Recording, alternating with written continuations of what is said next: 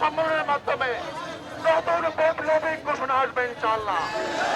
আজকে আব্দুল্লাহ জাবের নির্দেশ হচ্ছে আমরা এখন সবাই যে যার বাড়িতে ফিরে যাবো ইনশাআল্লাহ। সেখানে যদি এর পরে ঘোষণার পরে আর কেউ অবস্থান করে তাহলে বুঝতে হবে তারা ইনকিলাব কিংবা জুলাই বিপ্লবের কেউ নয়। বন্ধুরা, আগামীকালকে ইনকিলাব মঞ্চের মাধ্যমে যে বৈপ্লবিক ঘোষণা আসবে আমরা সেই ঘোষণা অনুযায়ী আবার ময়দানে নামবো ইনশাআল্লাহ।